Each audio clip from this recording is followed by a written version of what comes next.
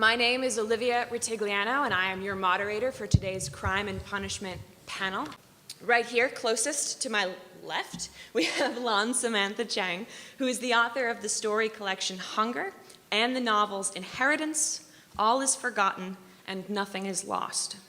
Her work has appeared in the Best American Short Stories collection, and she has received fellowships from the Guggenheim Foundation and the American Academy in Berlin. Her most recent novel, The Family Chao, was one of LitHub and The Millions' most anticipated books and was recommended by Barack Obama. Further to my left, it is cool. Further to my left is Dwyer Murphy, who is the editor-in-chief of CrimeReads.com, LitHub, or Literary Hub's go-to vertical for all things crime and mystery related. His debut novel, An Honest Living, is out now from Viking, an imprint of Penguin Random House. All right, panelists, thank you so much, and we will begin. I feel like we're in the courtroom setting here. It does be, it feels Crime like and Punishment had to get this room. If we were stuck in, like a little waiting area downstairs, there would have hopefully been some sort of revolt. Okay, so both of your novels are extraordinarily rich, and they blend several different genres, from traditional noir and murder mystery tropes to family drama or meandering, and I mean that in a good way, New York saga. So not to open up with a first question, asked on behalf of the genre police, but how would you classify your novels? And then once I ask you this, we'll provide a little bit of a summary for each of the novels so that you guys can get a feel for what we'll be digging into over the next 40 minutes. But Sam, would you like to go first? This is a really hard question for me, so Dwyer, would you go first? No. Okay, I'm happy to begin with it, and thank you all for coming out. This really does feel like I'm a sort of reformed lawyer, and this is giving me intense flashbacks to voir dire is this process where you choose jurors. I'm sure a lot of you have been roped into that, if not in this room, in a room that's very similar to it. And there's just something about standing in front of a group this size that is a little wet from being outside and looking, like just staring at you, waiting to be have their lives interrogated. So I'm having an intense flashback, but it's very pleasant to be with you all here. My book, An Honest Living, is very squarely a crime novel, but it's the type of crime novel that I love that maybe isn't necessarily what people think of with the genre in a traditional form today, but I always had this feeling that there was a real connection between the flaneur novel, where a narrator, a character, kind of gets out into a city and wanders around and makes very close observations of lives carrying on around him or her, that there was a real affinity between that type of novel and the detective novel, the traditional sort of mid-century hard-boiled detective novel in the style of a Ross Macdonald or a Chandler, and that there is a detective who is presented with a kind of mystery or conundrum, and that mystery really just requires them to get out on the streets and talk to people and insinuate themselves into lives that maybe do or do not want to be insinuated into, and to meet people and have conversations. And that is where I sort of situated this story. I wanted to write a kind of crime novel that was, in a way, a meandering flaneur novel of a character who just wants to get out in the city and to have some conversations, whether it's in a diner or a bar. I always thought of this as kind of, Robert Altman is a filmmaker I admire tremendously, and his version of The Long Goodbye is kind of a meditation on conversation and marriage and the opacity of relationships and the ultimate unknowability of anyone else's relationship, that you just, no matter how close you might want to be into another person's relationship, it ultimately remains unknown to you. And that was the kind of crime novel that I was wanting to read, and so I went out and wrote one. I feel that this is squarely a crime novel, and it's just, a particular type of crime novel that I love, and hopefully there are some of you out there who love that kind of crime novel as well. Thank you, Dwyer. Sam? So this is the hard question for me, because I did not set out to write a crime novel, and I would not place my novel squarely in the crime novel category. But I will say that I would have said that I think of my book as a literary caper, that when I started it, I was really interested in writing in conversation with this book I was obsessed with and had been obsessed with for about 8 years when I decided to do the project, The Brothers Karamazov by Fyodor Dostoevsky. I thought of it as just kind of a sign of love. You know, you read a book that just blows your mind and you think, I love this book. Not only do I love this book, but I want everyone to love this book, and I want the whole world to feel exactly as I do. And I was in a position to sort of force people to read the book as an instructor, and in fact, I held these non-credit classes. In other words, I kind of harassed some of my graduate students into reading The Brothers Karamazov over Thanksgiving break, which if you have read the book, you'll realize is quite a challenge, especially when you're having like tryptophan overdose. But the turkey. But afterwards we would meet, and for no credit at all, I made them discuss this book with me for hours. And one of the things I loved about this book is the crime element.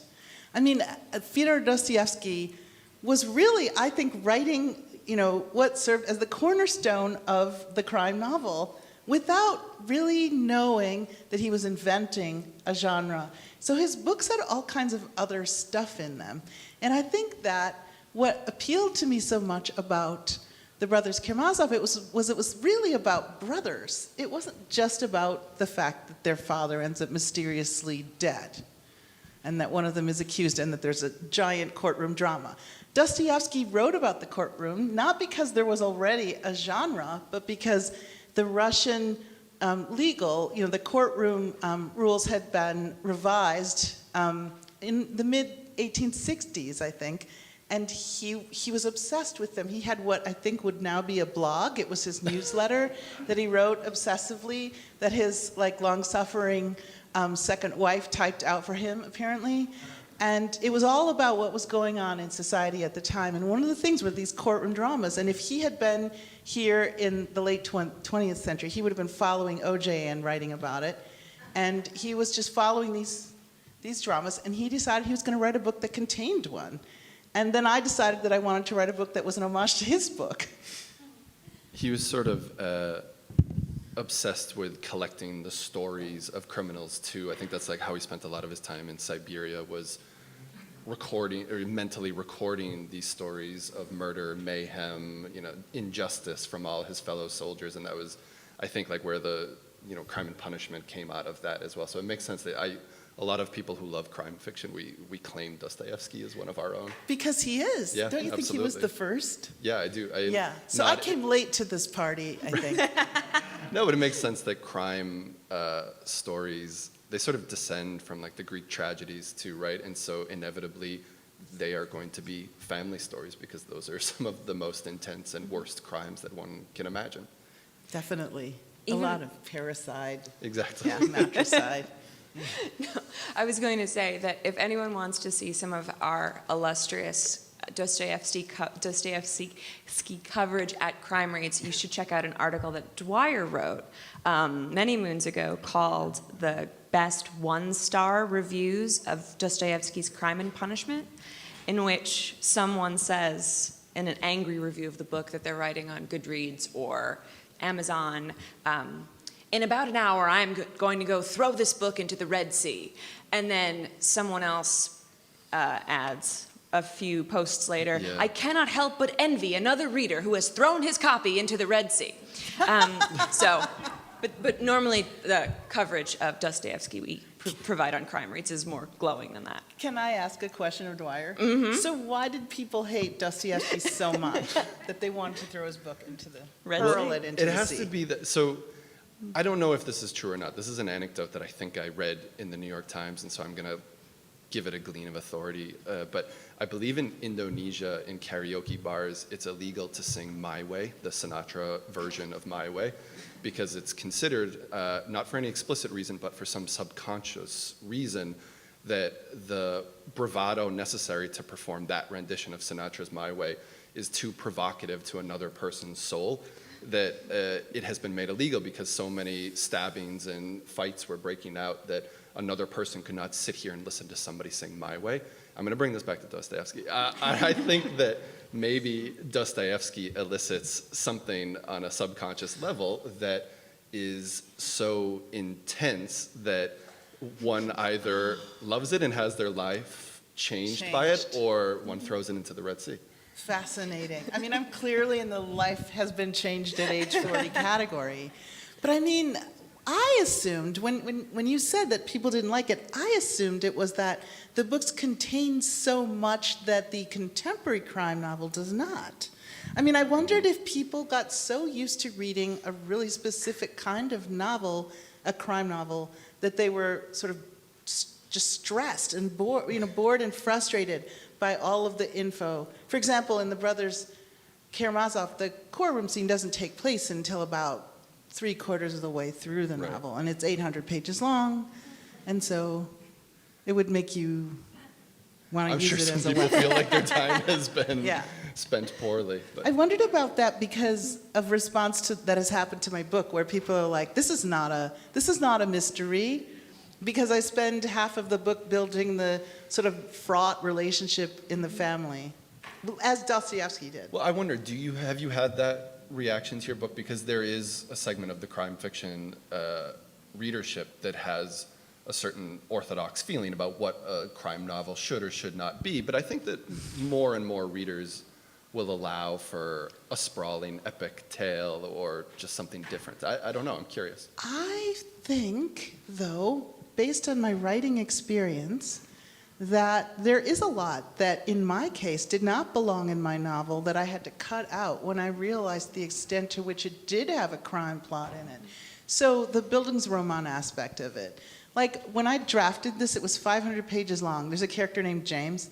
So James's story was front and center, and there was a ton about James and his love life and his personal life. And then a friend of mine read the book and said, "This is actually a mystery book. This is not a coming-of-age book." And I started thinking, it's true that reading all this coming-of-age material gets in the way of the info that you eventually need in order to land. And so I took out 150 pages, and I don't think I was wrong.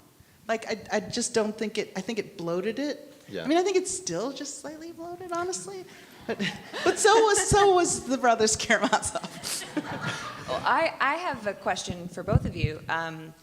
Knowing, what you do know about epic courtroom dramas and also in literature as opposed to television, which I know Dwyer also knows very well, but these long 19th century doorstops of books, let's say, that feature court scenes or murder mysteries, like Bleak House, for example. Charles Dickens' Bleak House, which is one of the first proper murder mysteries, but is also 1,000 pages of characters meandering around London. Similar in the Brothers Karamazov, in which the crime element is not so salient.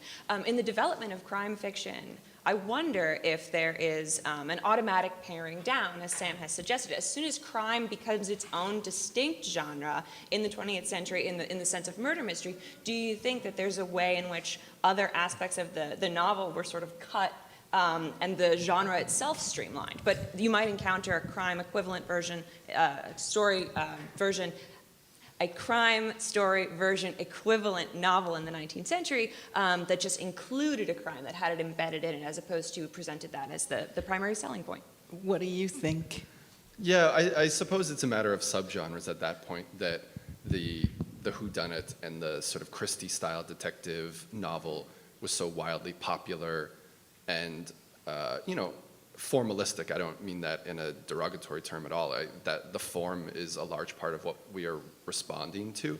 And so necessarily the refinement of that kind of novel meant the refinement of the form and probably elimination of certain other aspects, to the point where they made rules. There was like 20 rules about fair play mysteries and how to write them, and that dominated the crime genre for quite a while until mid-century post-war, when sort of writers returned to a more existentialist version of the crime novel. And I mean, I know like Patricia Highsmith probably would be much more connected to Dostoevsky than she would be to a Christie novel, for example. And Sure. so that maybe opened the genre up again to a new type of crime story. Completely, but such pleasure in reading Agatha Christie. I have to say, after I finished my book and I felt really like mind blown and bad, and then it came out and I felt like my entire insides had just been put on display for the entire world. I read Agatha Christie. I just wanted some way to get away. I did the same thing. I find yeah. it very satisfying. Yeah. Christie and Simenon and some of these mystery novelists who really worked in a refined form, there's something extremely satisfying about that, seeing that done well. It's satisfying. It's smart. Yeah, it's just absolutely. smart. I don't think I could write that. I don't know if you could, but it's so smart. No, It's great. I don't think I could. I don't think I would really want to. I think you have to want to do that. But I do think that the Doorstoppers, they did do something amazing, which is to create sort of an entire society and a panoply of characters and a sense of high and low, and they created a context for the crime. Yeah, and I liked that. I mean, it was one of the things that made me drawn. But I would also say that Dostoevsky was paid by the word to write his novel, So and was Dickens. right, published serially. But I think that's one of what you mentioned about moving high and low and encompassing a society is one of the things that a good crime novel succeeds at wildly. And I had a panel earlier today where I mentioned him too, so I'm just going to keep evoking Walter Mosley's name because he's got a house just around the corner from here. Oh my God, I didn't know that. And I Really? think of him, even though we all think of him as a Los Angeles crime writer, he has a lot of Brooklyn roots as well and connections. But I think if you read, for me, the sort of transformative crime novel was Devil in a Blue Dress, Walter Mosley. And I think that really returned the genre to something like a Ross MacDonald type story where the point was to find a detective character who could then investigate and interrogate every level of society and gain entry into these rooms, go behind doors that you wouldn't normally be allowed to move within and penetrate, and to discover new mysteries in each of those rooms that would illuminate some broader mystery about society. So somebody like Mosley kind of, I think, brings the crime novel back to that tradition where there is still a detective formula to it, but the point is to really capture a society in its whole and expose something deeply corrupt about that society rather than solving a mystery per se. So I remember reading that book, but it was a while ago. Am I correct, though, and also in that the detective himself is implicated in some way? Yeah, eventually, Yeah, like he I gets think it's caught kind up of with the femme amazing. fatale, right? So Right, and then there are really cool issues of race in that book that inspired me in a lot of ways in my writing moving forward. Right. I feel like I hate to use this word. Well, no, I won't say permission giving. I'll say he opened it up. yeah, But I felt really comfortable writing about race in my novel, I think, because Walter Mosley had written that well, and book. that makes your detective can kind of, or you don't have a detective, but that whoever that person is at the center who's kind of investigating a world, sometimes the reason they can investigate that world is because of a racial or a social or a class line, like something that is, Easy Rawlins in Devil in a Blue Dress is hired ostensibly because a white woman has gone missing in an African-American neighborhood in Los Angeles, and Easy is himself African-American and can penetrate this world and ask questions that a white man couldn't. And it turns out to be much more deeply corrupt and messed up than that, but that is that's the conceit that allows this world to be exposed. Yeah, it's a really wonderful book. I wonder if, Dwyer, what you're mentioning, which is sort of one of the hallmarks of the noir story, that the detective, is sort of an unassuming or a person who might not normally be let into certain spaces, particularly elite spaces. Then that detective exposes a sort of line of corruption that goes all the way up, to the sort of powers that be, and exposes worldviews or other large-scale societal problems and widespread corruption. But the murder mystery, which is often more contained, think of how murder mysteries are parodied as often taking place in manor houses or hotels, and there's a small group of people and someone among them is the murderer. That's very contained. But the murder mystery, as it's in its small finite way, has great symbolic ability to represent things that are similar to the PI novel. How there are entire networks of racial prejudice or class prejudice that worm their way through. And the different characters in this small confined space are able to embody certain things. And so one of the things that I thought was really wonderful about the Family Chao, Sam, was the way this, oh my God, just go over there. The way that the family dynamics of this small, this five-sum, and Alf the dog, so this six-sum, opens up to, this monumental, I don't want to say reckoning almost, but this incredibly symbolic moment in which a lot of aspects of American culture are put on trial, so to speak. Yeah, I mean, when you were talking, though, that's a wonderful way of, thank you for that description of my novel. It makes it sound very profound and intentional. It is. The thing that fascinated me when you were talking was that I had to cut out the PI section of the novel. Because in the original, Brothers Karamazov, there's a whole section where someone whose name I will not try to pronounce at the moment sort of investigates and figures out who the suspect, the main suspect is, and why. And I had to cut that. I had it in the book, and then I had to cut it out because it revealed nothing. Why? But interesting, it didn't. There were two reasons why my investigation revealed nothing. One is that I think that there was no reason for me to write that because it had been done on TV. I mean, there was this very strange feeling I had when I was writing it, that I was doing something that I'd seen done before and that I might as well just not put in the book at all, because there's such a clear, setup. But the other reason was that, going along with that, the investigator would have had to be white, and the characters were mostly Asian, Chinese and Chinese American characters, and that investigator would not have been able to see anything different into the group. In fact, what turned everything inside out was the media, in a way. Yeah. And that was my idea of the white gaze. Society's gaze upon this private family suddenly turns everything inside out and exposes it. But definitely it was not the inspector. So I think that was a really excellent answer to my first question. Both of you, well done. No, I had more, but I wanted to keep this through line.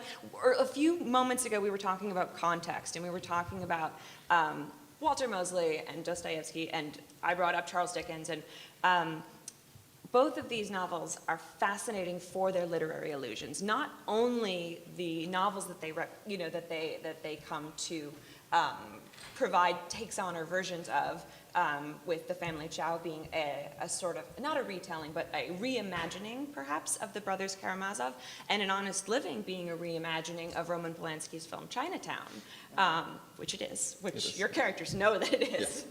Yes. But your novels are both also peppered with smaller references. So, including, in an interview I was reading, with your book, Sam, an interesting reference to The Good Earth by Paul S. Buck.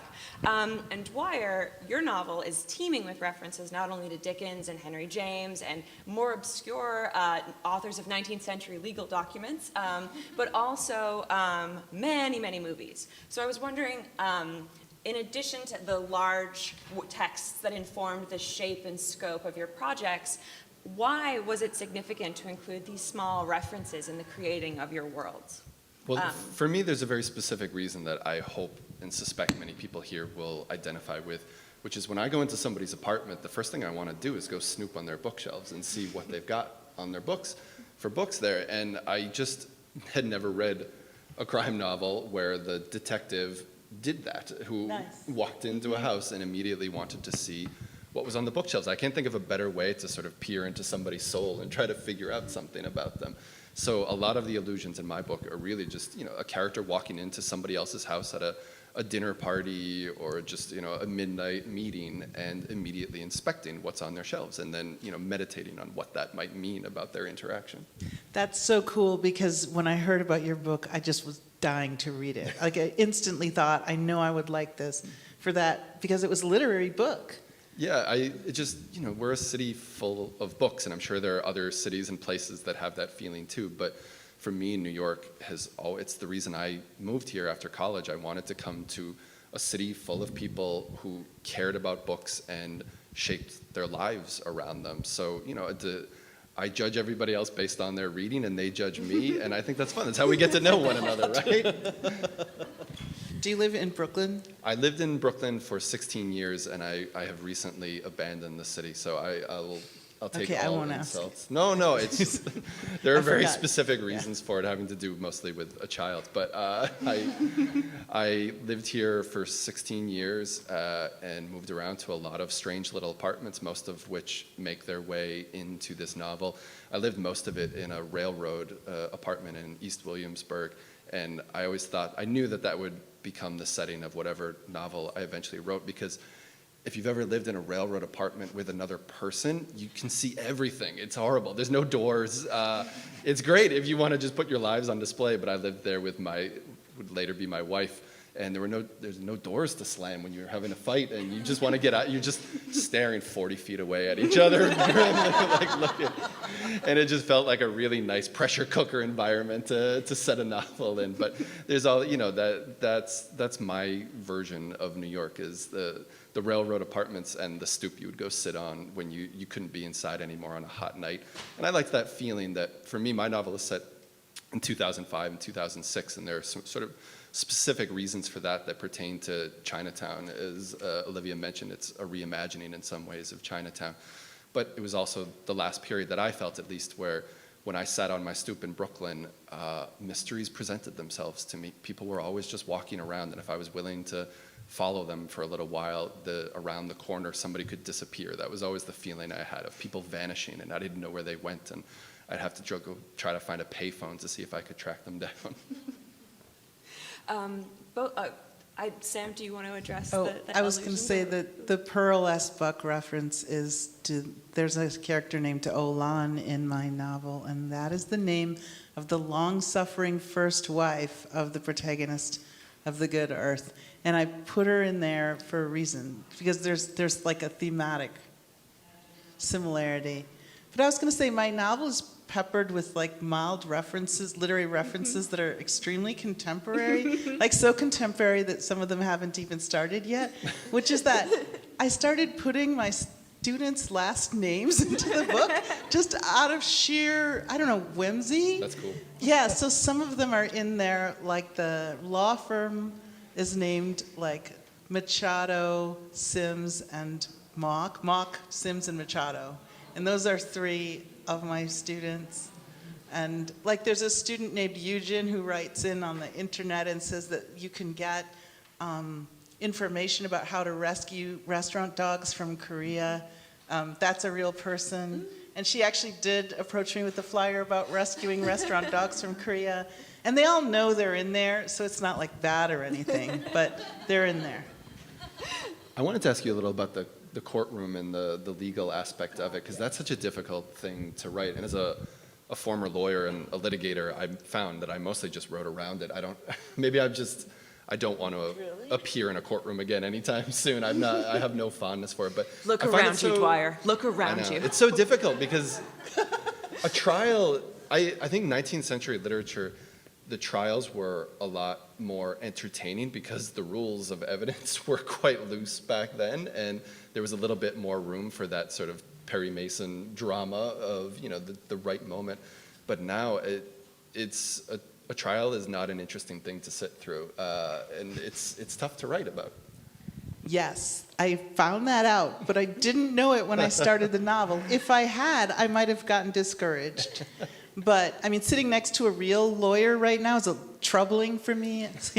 But I, because I'm like, oh, I screwed up. But I do have a brother-in-law who's a litigator, and No, but you actually find the real drama in it. It's quite a difficult thing to do. oh, interesting.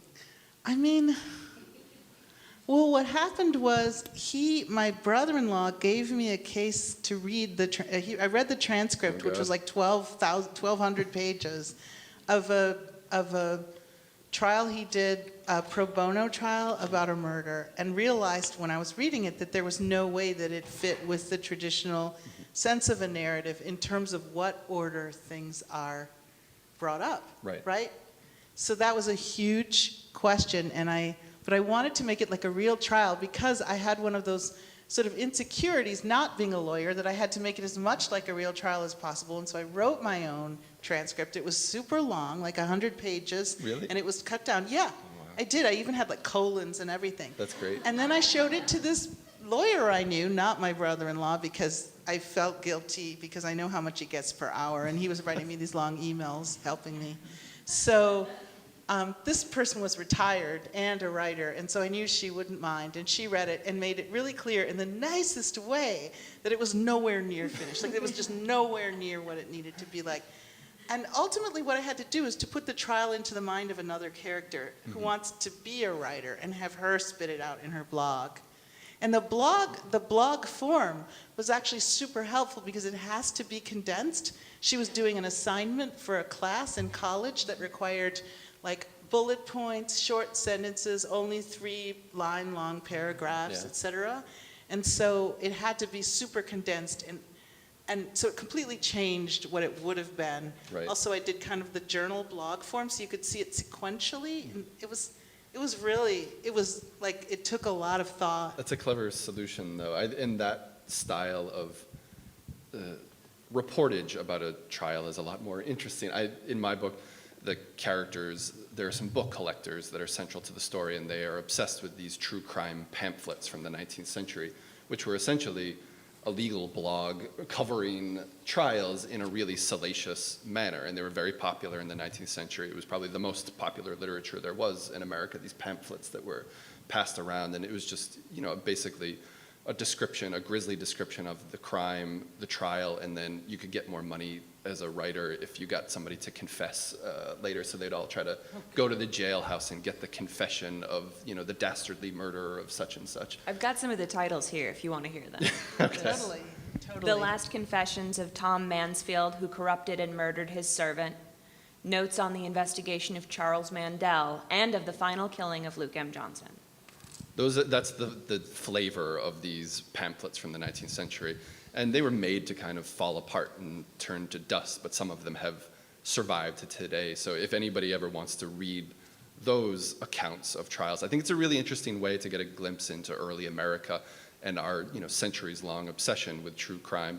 But the New York Historical Society, Uptown, actually, they might have some at the Brooklyn Historical Society, would be my guess as well. But the New York Historical Society, just on the Upper West Side, right up against the park in a beautiful old mansion there, has an amazing, probably the world's premier collection of this literature, and incredibly knowledgeable librarians that if you go in there and you give them a sense of what you're looking for, they'll bring you down a box of the most incredible rare books that you can imagine, and you can spend a very pleasant day reading through these accounts that are quite entertaining and horrifying. It's fascinating. Indeed. I really do love that we're in a courtroom. This is amazing. While we're talking about legal frameworks, though, and how those legal frameworks informed the tone of a scene or a sequence in the novel, I'm very interested in the formal choices that you guys made in your books. Sam, for writing in the present tense in the way you did and making the experiences feel precisely up to the moment for the reader as well as the characters.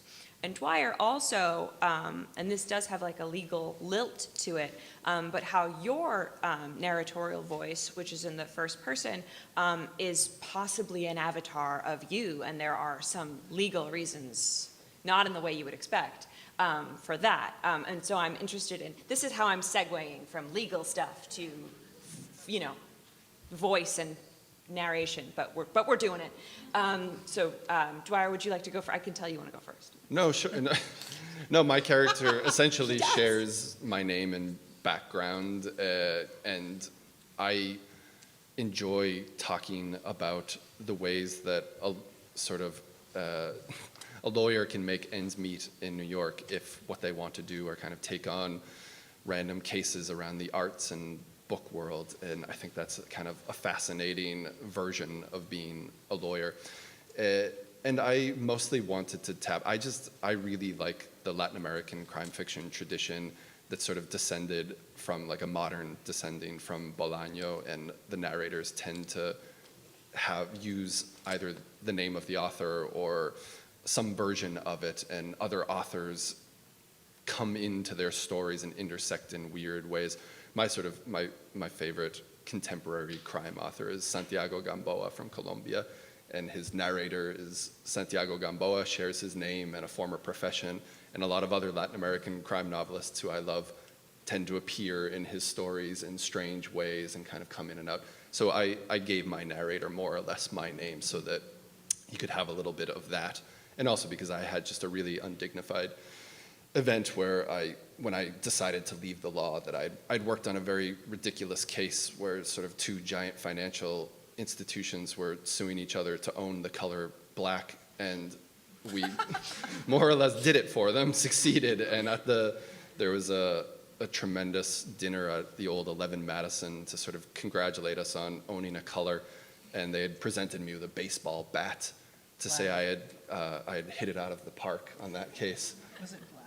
Yeah, it was the same color that we had just won for them, and it had my name on it, but it wasn't quite right, the name engraved on it. And I felt like that I happened to be watching Chinatown a lot at that moment, and I really liked how throughout that story everybody keeps saying Jake get his name a little wrong, and it just keeps building up inside of him the indignity of over and over having his name mispronounced until that Nicholson kind of knows how to explode like nobody else. So I wanted to work some of that into my novel. That exact scene also takes place in the novel. All of that is also given to my narrator as well for backstory. And Sam? I had always told my students never to write in the present tense, to the point where I was handing out essays people had written against the present tense, and delivering little lectures about why. And then it was 2005, and I was in between books, which is a really dangerous place for me.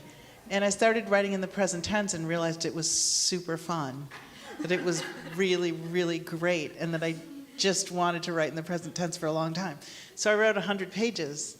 I mean, long enough to know that I had no plot, and long enough to know that the voice was cool, but there was no vehicle for it. And there was also a character, Peter Chao, and there was also a character named Ming. And then I set those 100 pages aside for, 8 years, until I was obsessed, when I was in the middle of my obsession with the brothers Karamazov, and I realized that one of the things I found most fascinating about that book is that the first, 2/3 of the book takes place. It was as if you had put a camera between the ears of a German shepherd and set it loose in this little Russian town, and it was just watching everything that happened. And I thought, that is so much like the present tense. I'm going to do that. That's an excellent answer. Was there a much different energy to using the present tense? So different. Okay, so the reason I told my students not to do it is I had read this essay by Lynn Sharon Schwartz, which I still think is a really good essay, in which she takes work that was written in the present tense and converts it to simple past, and all the life goes out of it, which makes you realize there was maybe nothing in it. Oh, that's interesting. And then the other thing she does is she takes Proust, and she turns it into the present tense, and you realize how much is lost. Like all of the retrospection, all of the contemplation, and the sense of memory, and all of that stuff is just gone. And she's like, look, it's really bad. Like, don't do this. It's like TV. That was the other thing she said. It's like TV. And it is more like TV. Why did I like it? Well, part of the reason I liked it is that Chinese doesn't really have a past. And so my characters were steeped in this language that doesn't think of, time in the same way somehow. In fact, when I started writing it, I used a lot of ing, doing this, because I just wanted to show like a kind of sort of present world, and just a sense of everything being like suspended in time rather than moving through layers of time in the same way. I don't know. Also, there's a sense of chronology. I had never written a book that had no flashbacks. And I find that fascinating. And there's also something kind of oral in the idea of no flashbacks because the tale doesn't really have a flashback. And so I wanted it to be in homage to Dostoevsky, told by the townsperson, right? I wanted it to have that feeling too. That's wonderful. Well, wait, just a very quick follow-up, though. Did you have many students who were writing in the present tense? Was this a rampant problem? It's not a problem. It's just a trend. I mean, like John Updike wrote A and P in the present tense, so it's been around, you know. But a lot of people were writing in the present tense without, I think, considering why they were doing it, and that seemed problematic. And there was something static about a lot of what I was reading, and then also I was very, at the time, sort of really interested in layers of time and the past and trying to see the past from a different point in time. I mean, this is my personal issue, but it's hilarious because at the Center for Fiction in February when my book came out, one of the first events was there, and Ya Jassy, who was my student, started off the Q&A. Ya was like, you told us not to write in the present tense. This whole book is in the present tense. Explain yourself. The revenge of the student. Definitely. Well, now famous, yeah. But still. All right, we have about 5 minutes left. I want to open it up to some questions from the audience, but I also have a surprise for you guys at the end in the form of a lightning round, a rapid-fire series of questions intended only to get your top-of-the-mind answers and thus reveal a lot about yourselves to this crowd. So does anyone have a couple questions, or one question per person, really? I don't know why I said does anyone have a couple questions. Does anyone have anything they would like to ask before we proceed to the tormenting lightning round? Yes?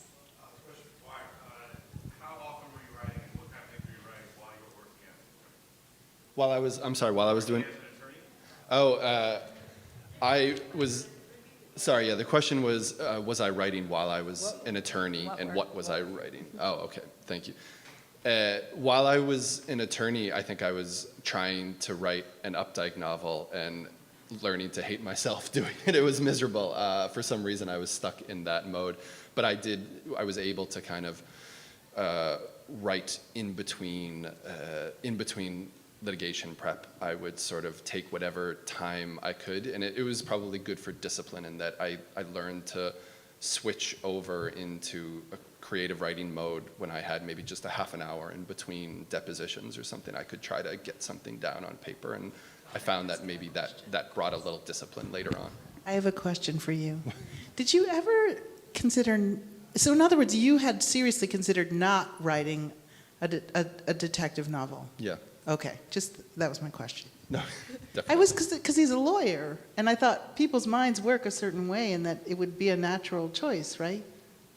Maybe. Or is that insulting? No, I think that's absolutely right. It's just what I liked about the character of a lawyer in New York was the ability to go into spaces that another person might not have entry into, because I think especially wealthy, corrupt New Yorkers and people all over the world put this real faith in the attorney-client privilege, and it's real, it's unbreakable, but as a result you're invited into all sorts of sordid happenings and midnight meetings, and there are all these private clubs all over New York that I've been summoned to at strange hours and will never discuss, but there was a certain ambiance of that. One thing that worked its way into the book that was not privileged in any way is, I'm not sure if they still do it, but when I was a lawyer, there was still a club in Midtown that encouraged naked swimming at midday around lunchtime.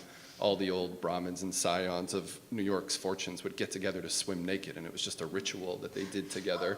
And once you witness that, you feel like you need to put it into a novel someday. All right, we have room for one more question.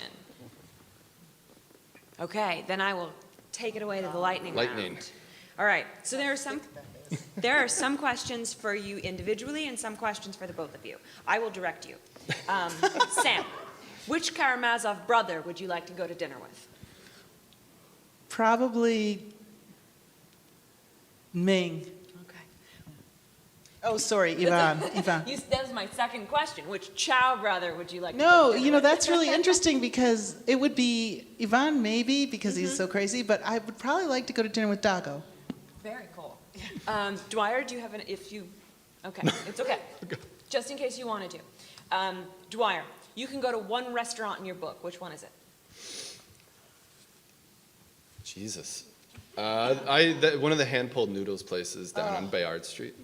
Nice. We're all going, like in this Okay, everybody's after invited. party in our minds. Yeah. Dwyer, Sam, which character in your novel would you want to go to dinner with? Oh, You may have already asked this, Yeah, but the Dago. follow-up is what are you going to eat, which also makes sense. oh, a because he's the chef. ton of food. Like every food in the big Yeah. meal scene. There's a huge food scene, including hand-pulled noodles, which is not in the food scene, but which I now want to eat. Okay, this is for both of you. Which character in your novel would you want to solve a murder with? I've got a sidekick who has named himself Ulysses Lima after the Bolaño character, and so he's the sidekick, He's and the that's guy. definitely who I would solve a crime with. Yeah. Okay. I like my character Fang. Yeah, I would want to solve a murder with Fang. Which character in all of literature would you like to solve your murder? I'll take Marlowe. I don't care if it's solved or not. It doesn't matter. My wife will figure it out anyway. She will. Yeah.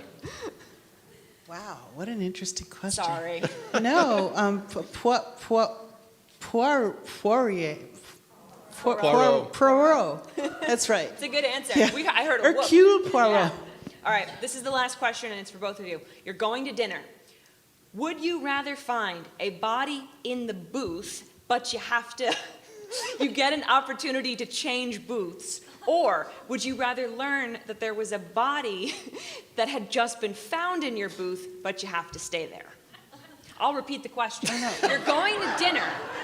Would you rather find a body in the booth where you're going to sit, but you can change booths? Or would you rather learn that there was a body recently found in the booth that you're about to sit in, and you have to stay there? I'll stay there. I want to sit in that atmosphere. That's fine. I want to see the actual body. Thank you so much for coming to Crime and Punishment.